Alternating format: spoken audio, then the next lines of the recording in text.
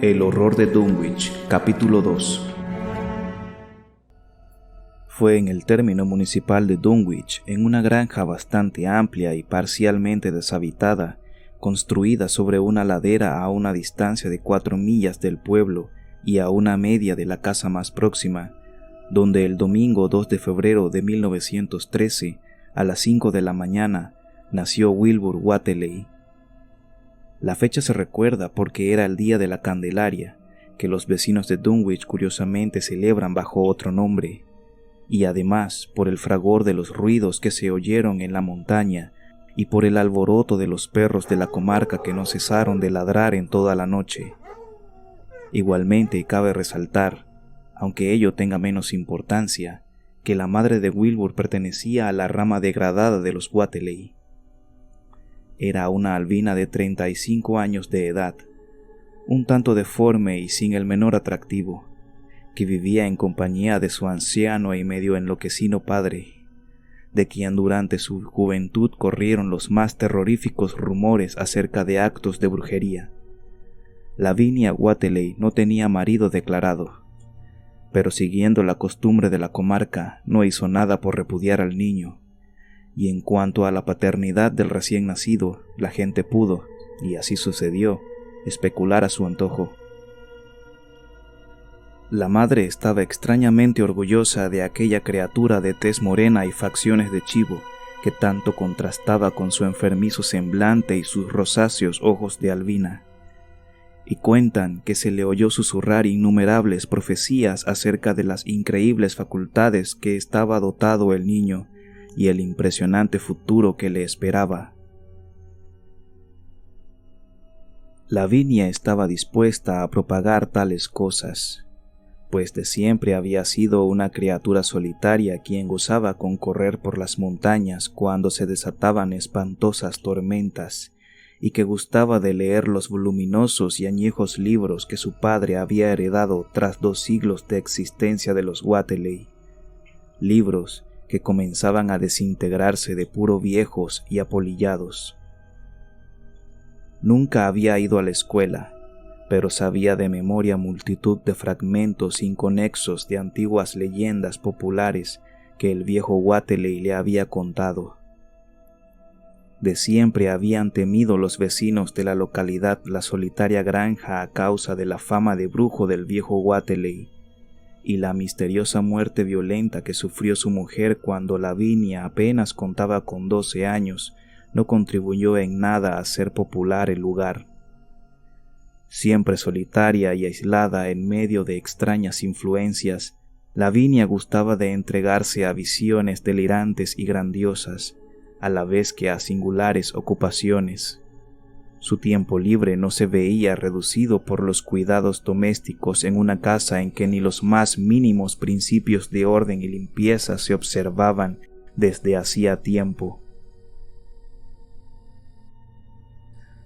La noche en que Wilbur vino al mundo se percibió un grito horrible, que retumbó incluso por encima de los ruidos de la montaña y de los ladridos de los perros. Pero, que se sepa, ni médicos ni comadrona alguna estuvieron presentes en su nacimiento.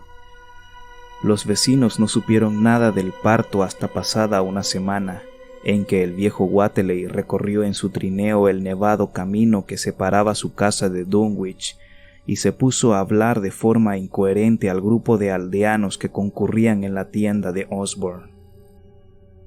Parecía como si se hubiese producido un cambio en el anciano, como si un elemento futuro nuevo se hubiese introducido en su obnubilado cerebro, transformándole de objeto en sujeto de temor, aunque lo cierto es que no era nadie que se preocupase especialmente por los asuntos familiares. Con todo, mostraba algo de orgullo que últimamente había podido advertirse en su hija, y lo que dijo acerca de la paternidad del recién nacido sería recordado años después por quienes entonces escucharon sus palabras, estuvieron atentos a su discurso. No me importa lo que opine la gente. Si el hijo de Lavinia se parece a su padre, será bien distinto de cuanto puede esperarse. No hay razones para creer que no hay otra gente que la que se ve por estos lugares. Lavinia ha leído y ha visto cosas que la mayoría de ustedes ni siquiera son capaces de imaginar. Espero que su hombre sea tan buen marido como el mejor que pueda encontrarse por esta parte de Aylesbury. Y si supieran la mitad de cosas que yo sé, no desearían mejor casamiento por la iglesia ni aquí ni en ninguna otra parte. Escuchen bien esto que les voy a decir. Algún día escucharán todos al hijo de Lavinia pronunciar el nombre de su padre en la cumbre de Sentinel Hill. Las únicas personas que vieron a Wilbur durante el primer mes de su vida fueron el viejo Zechariah Whateley, de la rama todavía no degenerada de los Whateley, y Mamie Bishop, la mujer con quien vivía desde hacía años Earl Sawyer. La visita de Mamie obedeció a la simple curiosidad, y las historias que contó confirmaron sus observaciones, en tanto que Zechariah fue por allí a llevar un par de vacas de raza Alderney que el viejo Whateley le había comprado a su hijo Curtis. Dicha compra marcó el comienzo de la adquisición de una larga serie de cabezas de ganado vacuno por parte de la familia de Wilbur que no finalizaría hasta 1928, es decir, el año en que el horror se abatió sobre Dunwich. Pero en ningún momento dio la impresión de que el destartalado establo de Whateley estuviese lleno hasta rebosar de ganado. A ello siguió un periodo en que la curiosidad de ciertos vecinos de Dunwich les llevó a subir a escondidas hasta los pastos y contar las cabezas de ganado que pasían precariamente en la empinada ladera justo por encima de la vieja granja, y jamás pudieron contar más de 10 o 12 anémicos y casi agotados ejemplares. Debía ser una plaga o enfermedad, originada quizás en los insalubres pastos o transmitida por algún hongo o madera contaminados del asqueroso establo, lo que producía tan crecida mortalidad entre el ganado de Whateley. Extrañas heridas o llagas, semejantes a incisiones, parecían cebarse en las vacas que podían verse paseando por aquellos contornos, y una o dos veces en el curso de los primeros meses de la vida de Wilbur, algunas personas que fueron a visitar a los Whateley creyeron ver llagas semejantes en la garganta del anciano canoso y sin afeitar, y en la de su desaliñada y desgreñada hija Albina. En la primavera que siguió al nacimiento de Wilbur, Lavinia empezó sus cotidianas correrías por las montañas, llevando en sus desproporcionados brazos a su criatura de piel oscura. La curiosidad de los aldeanos hacia los Whateley remitió tras contemplar al retoño, y a nadie se le ocurrió hacer el menor comentario sobre el extraordinario desarrollo del recién nacido, visible de un día para otro. La realidad es que Wilbur crecía a un ritmo increíble, pues a los 3 meses había alcanzado ya una talla y fuerza muscular que excepcionalmente se observaba en niños menores de 1 año. Sus movimientos y hasta sus sonidos vocales mostraban una contención, y una nueva sorpresa le llegó justo cuando, a los 7 meses, empezó a andar sin ayuda alguna, con pequeñas vacilaciones que al cabo de 1 mes habían desaparecido totalmente. Pero tiempo después, justo a la víspera de Todos los Santos, pudo descubrirse una gran hoguera a medianoche en la cima de Sentinel Hill, allí donde se levantaba la antigua piedra con forma de mesa en medio de un túmulo de osamentas ancestrales.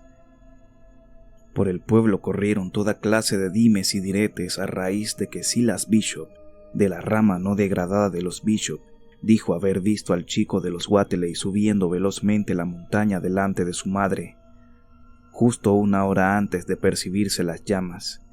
Silas andaba buscando un ternero extraviado, pero casi olvidó la misión que le había llevado allá al divisar por un momento, a la luz del farol que portaba, a las 2 figuras que corrían montaña arriba. Madre e hijo se deslizaban sigilosamente por entre la maleza, y Silas, que no salía de su asombro, creyó ver que iban totalmente desnudos. Al recordarlo después, no estaba del todo seguro por cuanto al niño esperaba, y creía que era posible que llevase una especie de cinturón con flecos y un par de calzones o pantalones de color oscuro.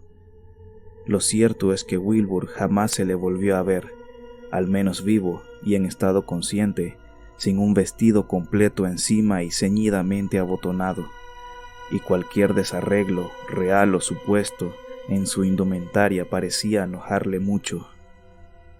Su contraste con el escuálido aspecto de su madre y de su abuelo era muy notorio, algo que no se explicaría del todo hasta 1928, año en que el horror se abatió sobre Dunwich. Por el mes de enero, entre los chismorreos que corrían por el pueblo se hacía mención de que el rapaz negro de Lavinia había comenzado a hablar cuando solo contaba 11 meses. Su lenguaje era impresionante, tanto porque se diferenciaba de los acentos normales que se oían en la región como por la ausencia de balbuceo infantil, apreciable en muchos niños de 3 y 4 años. No era una criatura habladora, pero cuando se ponía a charlar parecía expresar algo incomprensible y totalmente desconocido para los vecinos de Dunwich. La extrañeza no radicaba en cuanto decía ni en las sencillas expresiones a que recurría, sino que parecía guardar una vaga relación con el tono o con los órganos vocales productores de sonidos silábicos. Sus rasgos se caracterizaban, asimismo, por una nota de madurez, pues, si bien tenían en común con su madre y su abuelo la falta de mentón, la nariz firme y precozmente perfilada, junto con la expresión de los ojos, grandes, oscuros y de rasgos latinos, hacían que pareciese casi adulto y dotado de una inteligencia singular. Pese a su aparente brillantez, era, sin embargo, rematadamente feo. Desde luego, algo de caprino o animal había en sus carnosos labios, en su piel amarillenta y porosa, en su áspero y desgreñado pelo y en sus orejas increíblemente alargadas. Pronto la gente empezó a sentir repulsión hacia él, de forma incluso más marcada que hacia su madre y abuelo, y todo cuanto sobre él se aventuraban a decir se hallaba salpicado de referencias al pasado de brujo del viejo Wateley y a cómo retumbaron las montañas cuando profirió a pleno pulmón el misterioso nombre de Yog-Sothoth, en medio de un círculo de piedras y con un gran libro abierto entre sus manos. Los perros se enfurecían ante la sola presencia del niño, hasta el punto de que continuamente se veía obligado a ponerse en guardia de sus amenazadores ladridos.